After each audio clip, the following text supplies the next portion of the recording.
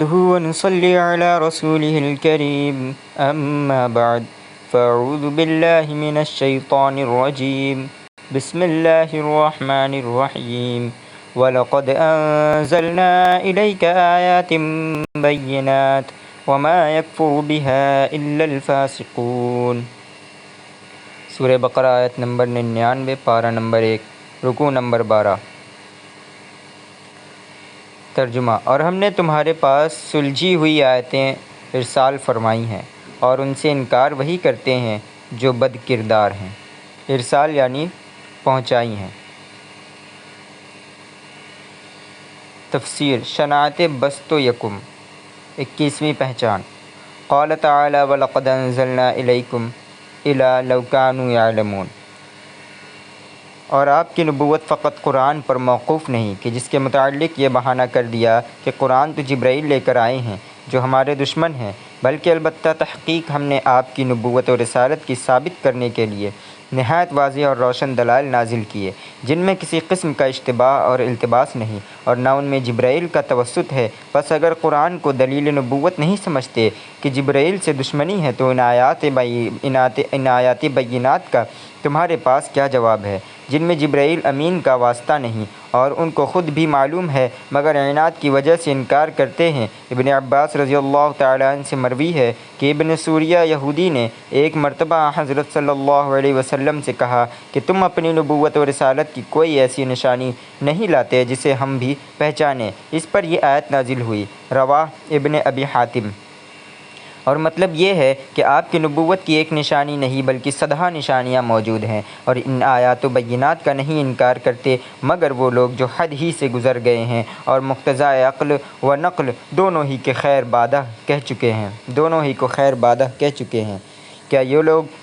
اپنے فسق کے منکر ہیں؟ حالانکہ ان کی عادت مستمرہ یہ رہی ہے کہ جب کبھی ان لوگوں نے کوئی عہد و پیمان کیا ہے تو ایک فریق نے اس کو بالکل پس پشت ہی ڈال دیا ہے، حالانکہ نقض عہد عقلاً و شرعاً ہر طرح قبیح اور مذموم ہے، اور فقط بدعہدی ہی نہیں بلکہ اکثر تو ان میں سے توریت پر بھی ایمان نہیں رکھتے، اور توریت میں جو حضور پر ایمان لانے کا عہد لیا گیا تھا اس کو واجب العمل نہیں سمجھتے۔ حاصل مطلب یہ ہے کہ بدعہدی تو ادنیٰ درجہ کی چیز ہے۔ بہت سے تو توریت ہی پر ایمان نہیں رکھتے، اور جب توریت ہی کو واجب ایمان اور واجب العمل نہیں سمجھتے تو بدعہدی کرنے کو وہ کیا گناہ سمجھیں گے؟ اب آئندہ آیت میں ایک خاص عہد شکنی کا ذکر فرماتے ہیں، اور جب ان کے پاس ایک عظیم الشان رسول آیا یعنی محمد رسول اللہ صلی اللہ علیہ وسلم، جس کو وہ پہچانتے تھے کہ یہ رسول اللہ کی طرف سے ہے، انبیاء سابقین کی بشارتیں اور اس رسول کے معجزات اس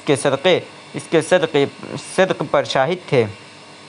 اور پھر اس کے علاوہ وہ پیغمبر اس کتاب کی تصدیق بھی کرنے والا ہے جو ان کے پاس مثلاً توریت اور زبور جس میں نبی آخر الزماں کی خبر دی گئی ہے، مگر باوجود اس کے اہل کتاب کے ایک فریق نے کتاب اللہ یعنی توریت کو پس پشت ڈالا، گویا کہ وہ جانتے ہی نہیں کہ اللہ کی کتاب میں کیا لکھا ہوا ہے، اور یہ معنی ہے کہ جانتے ہی نہیں کہ یہ اللہ کی کتاب ہے اور اس پر عمل کرنا واجب ہے۔ غرض یہ کہ یہود نے اللہ کی کتاب کو تو پس پشت ڈال دیا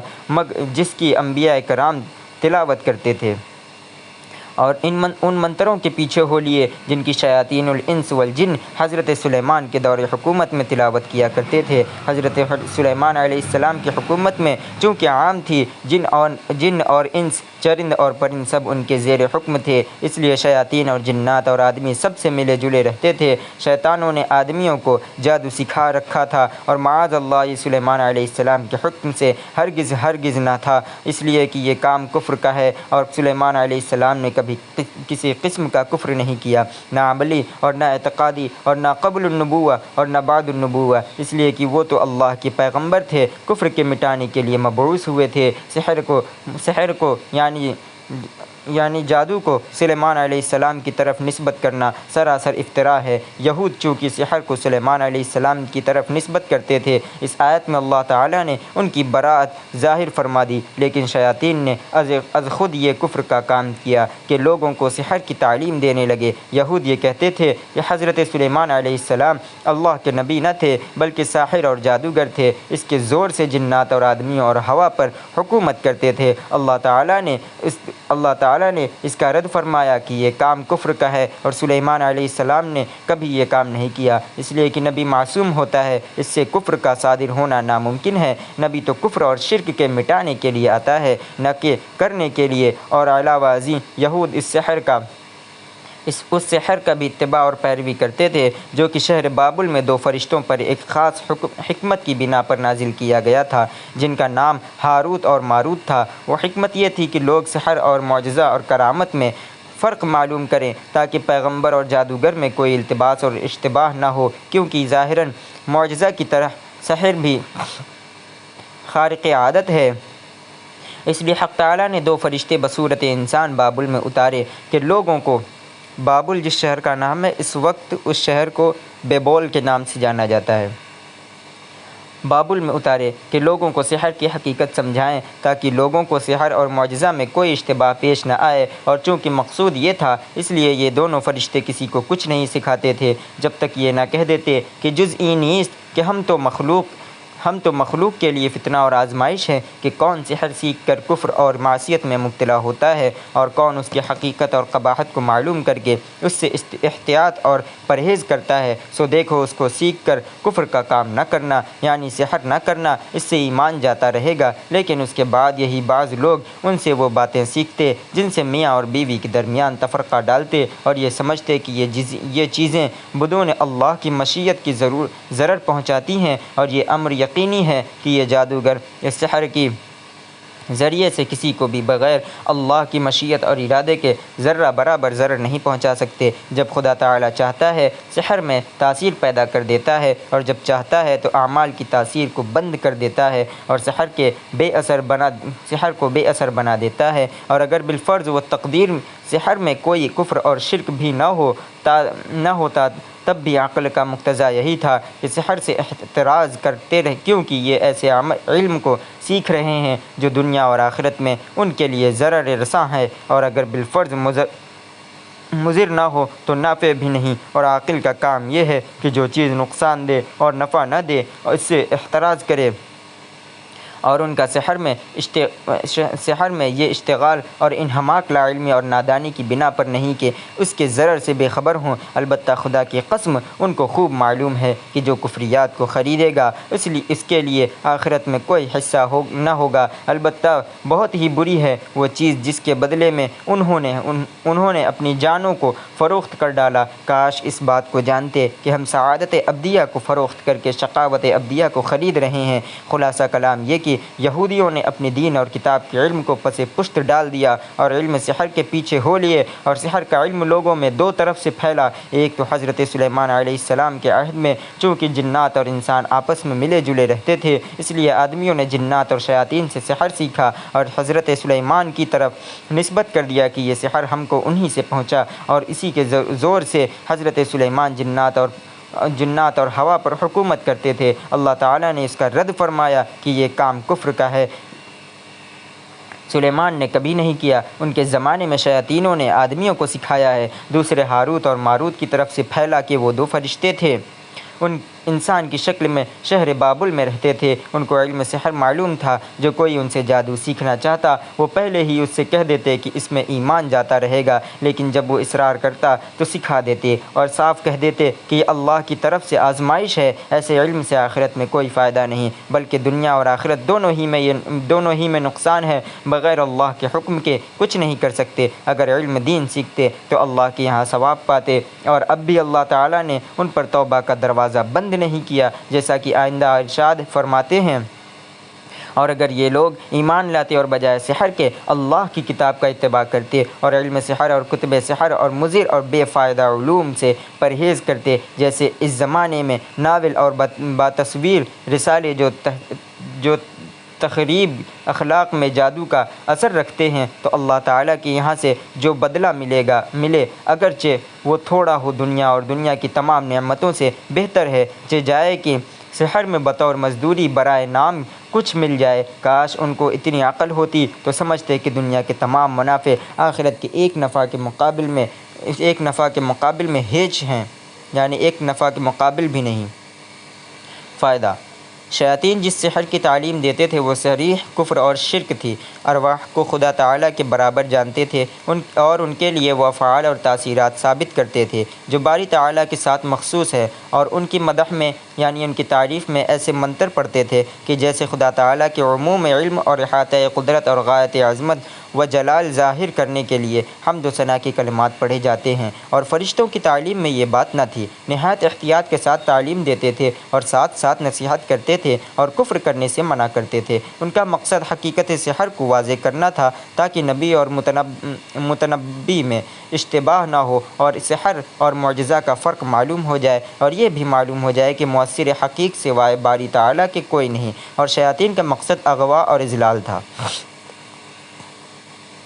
قصہ ہاروت اور ماروت۔ تفسیر ابن جریر اور ابن کثیر اور در منصور میں عبداللہ بن عباس اور عبداللہ بن عمر اور مجاہد اور قتادہ وغیرہم سے منقول ہے کہ جب ادریس علیہ السلام کے زمانے میں اولاد آدم کے برے اعمال کے دفتر آسمان پر جانے لگے تو فرشتوں نے بنی آدم کے حق میں تحقیر اور طعن آمیز کلمات کہے کہ یہ کیسے بندے ہیں کہ ہم نے مالک حقیقی کی نافرمانی کرتے ہیں مالک حقیقی کی نافرمانی کرتے ہیں۔ حق تعالیٰ نے یہ فرمایا،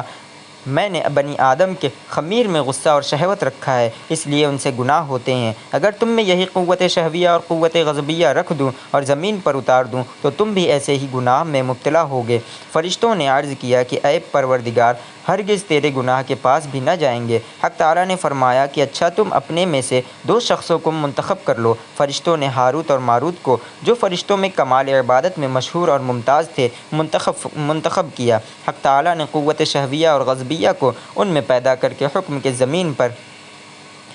کیا کہ زمین پر جاؤ اور لوگوں کے مقدمات کا عدل و انصاف کے ساتھ فیصلہ کیا کرو، اور شرک اور خون ناحق اور زنا اور شراب سے پرہیز کرنا۔ حسب ارشاد خداوندی دونوں فرشتے آسمان سے زمین پر اترے، صبح سے لے کر شام تک قضا کے کام میں مصروف رہتے، اور جب شام ہوتی تو اسم اعظم پڑھ کر آسمان پر چلے جاتے۔ 1 مہینہ اسی حالت میں گزرا۔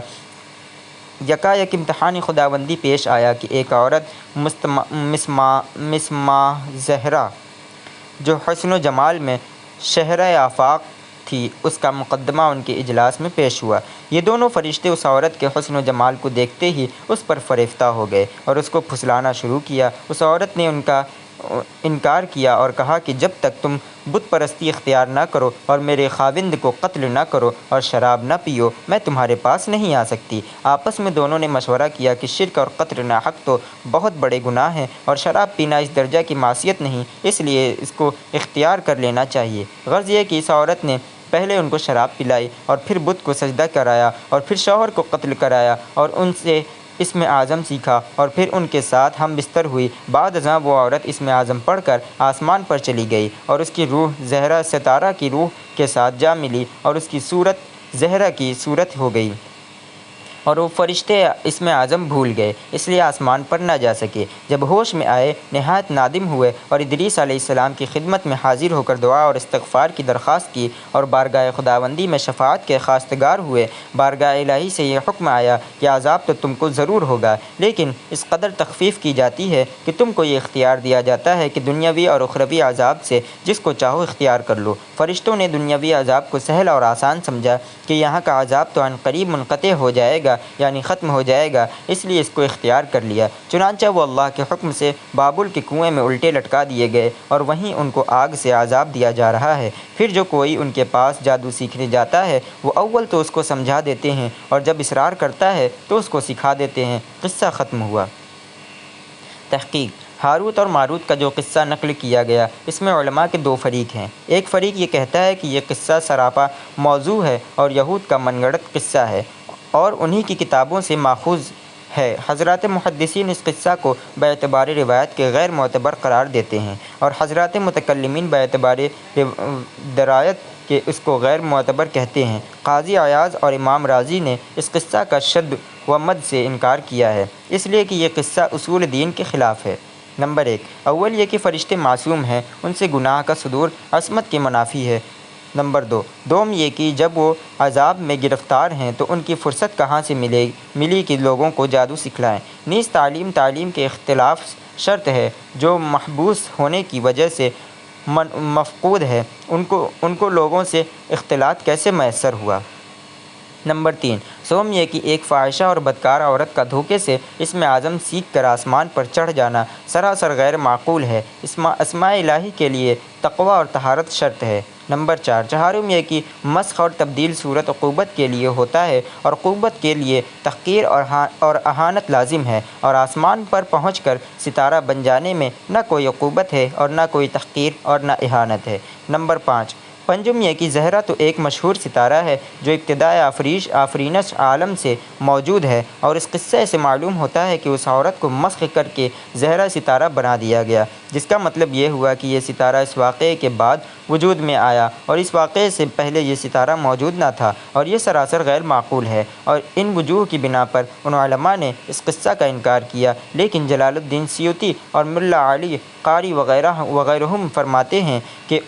اس بارے میں روایات مرفوعہ اور آثار صحابہ اسانید صحیحہ کے ساتھ اس قدر کثرت سے آئی ہیں کہ جن کا انکار ناممکن ہے۔ اس سے معلوم ہوتا ہے کہ یہ قصہ بے اصل نہیں، انتہا لہٰذا اس قصے کی صحت اور عدم صحت کے بارے میں توقف اور سکوت مناسب ہے، اور جن حضرات مفسرین نے اس قصہ کو ذکر کیا ہے اس پر تشنیع اور نازیبا کلمات سے ان کا ذکر کرنا سراسر خلاف ادب ہے۔ بہت سے اکابر محدثین اور مفسرین نے بغرض تحقیق و تنقیح اپنی کتابوں میں رطب و یابس کو جمع کیا ہے۔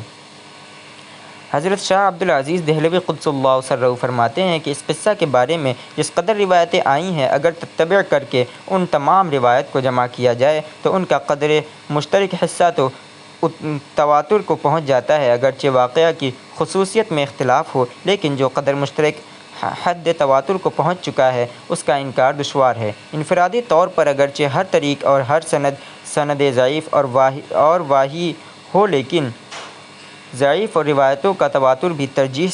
صدق کا موجب ہوتا ہے، لہٰذا مناسب یہ ہے کہ بجائے انکار اور تکذیب کے قصہ کی کوئی مناسب توجیہ کی جائے جس سے اصول دین کی مخالفت باقی نہ رہے۔ نمبر 1، وہ توجیہ یہ ہے کہ فرشتوں کی عظمت اس وقت تک ہے جب تک فرشتے اپنی اصلی حالت اور اصلی حقیقت پر رہیں، اور جب ان میں بھی کسی حکمت اور مصلحت سے شہوت اور غضب کی کیفیت پیدا کر دی گئی تو وہ خالص فرشتے نہ رہے، اس لیے اب ان کے لیے عصمت بھی لازم اور ضروری نہ ہوگی۔ نمبر 2، نیز عذاب اور گرفتاری کی حالت میں تعلیم سحر کا جاری رہنا محال تو کیا مستبعد بھی نہیں؟ کیا جیل خانہ میں رہ کر افادہ اور استفادہ ممکن نہیں؟ ایک حاذق طبیب اگر اس کے ہوش و حواس سالم ہوں تو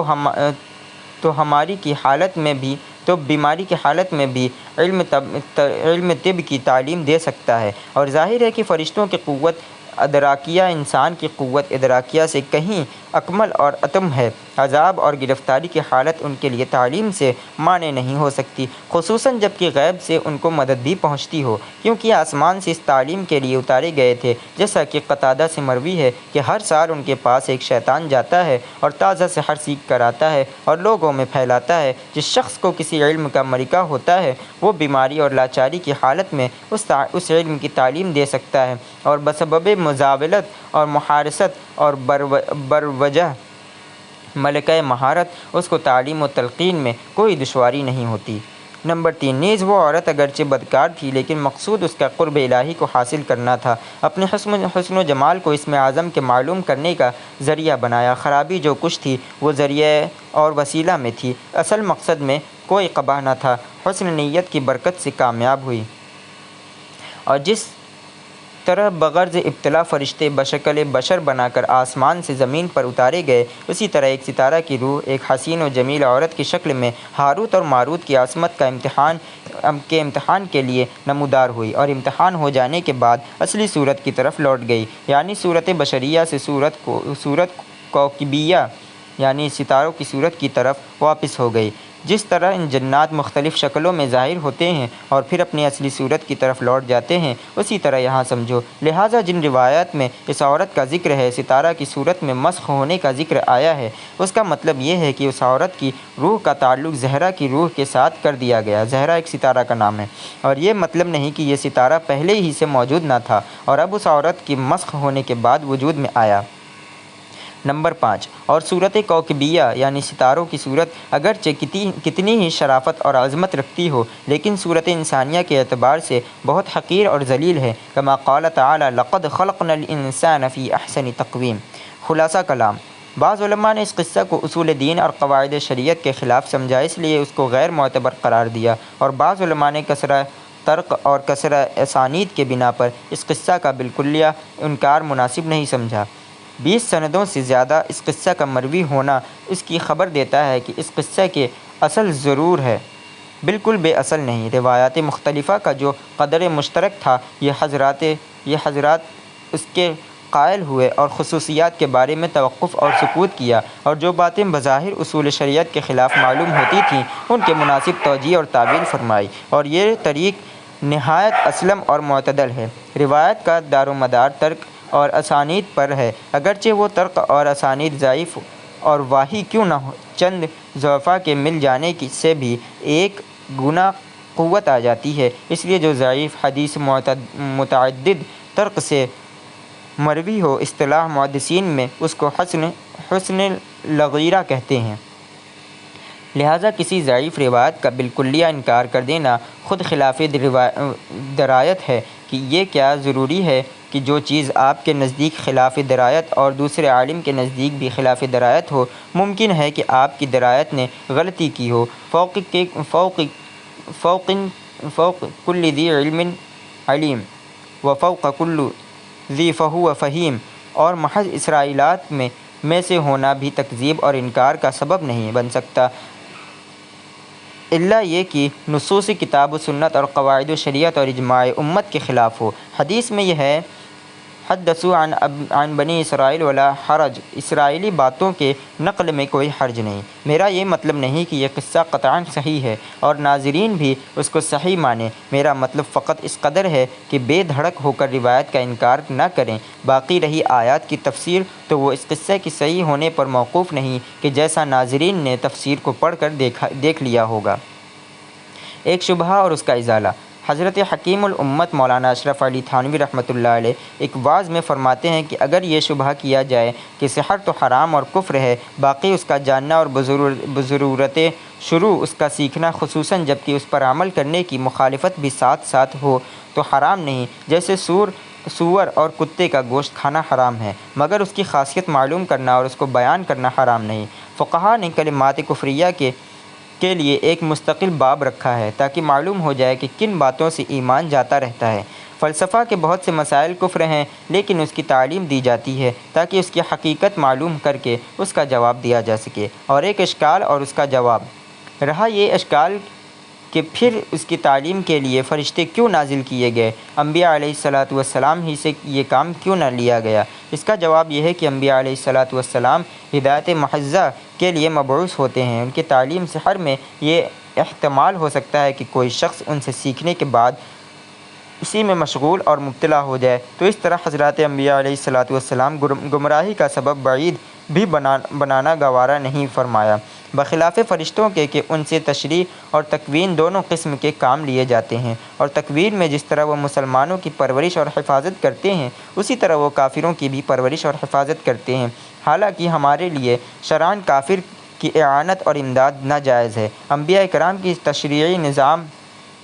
سپرد ہوتا ہے اور ملائکہ کی تکوینی نظام سپرد ہوتا ہے، اس لیے تعلیم سحر کی خدمت ملائکہ کے سپرد ہوئی کہ اگر وہ اس میں ضلالت کا سبب بن جائیں تو ان کی شان کے خلاف نہ ہوگا، اور حضرات انبیاء کے لیے گمراہی کا سبب بعید بننا بھی خلاف شان ہے۔ قضا فی تعلیم التعلیم، صفحہ نمبر 91 صفحہ نمبر 13 سے 51 از تبلیغ۔ جس طرح حضرات انبیاء کرام نے یہ بتلایا کہ رشوت حرام ہے مگر رشوت کی حقیقت نہیں بتلائی، اسی طرح حضرات انبیاء نے یہ تو بتلا دیا کہ سحر حرام ہے مگر سحر کی حقیقت نہیں بتلائی۔ أَفَكُلَّمَا عَاهَدُوا عَهْدًا نَبَذَهُ فَرِيقٌ مِّنْهُمْ بَلْ أَكْثَرُهُمْ لَا يُؤْمِنُونَ۔ ان لوگوں نے جب خدا سے عہد واثق کیا تو ان میں سے ایک فریق نے اس کو کسی چیز کی طرح پھینک دیا، حقیقت یہ ہے کہ ان میں اکثر بے ایمان ہیں۔ وَلَمَّا جَاءَهُمْ رَسُولٌ مِّنْ عِندِ اللَّهِ مُصَدِّقٌ لِّمَا مَعَهُمْ نَبَذَ فَرِيقٌ مِّنَ الَّذِينَ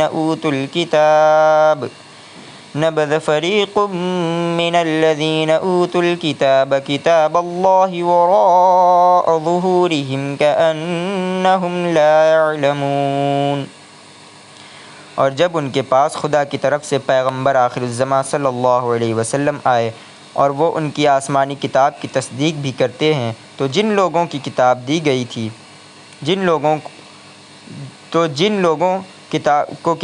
گئی تھی ان میں سے ایک جماعت نے خدا کی کتاب کو پیٹھ پیچھے پھینک دیا، گویا وہ جانتے ہی نہیں۔ وَاتَّبَعُوا مَا تَتْلُو الشَّيَاطِينُ عَلَى مُلْكِ سُلَيْمَانَ وَمَا كَفَرَ سُلَيْمَانُ وَلَكِنَّ الشَّيَاطِينَ كَفَرُوا يُعَلِّمُونَ النَّاسَ السِّحْرَ وَمَا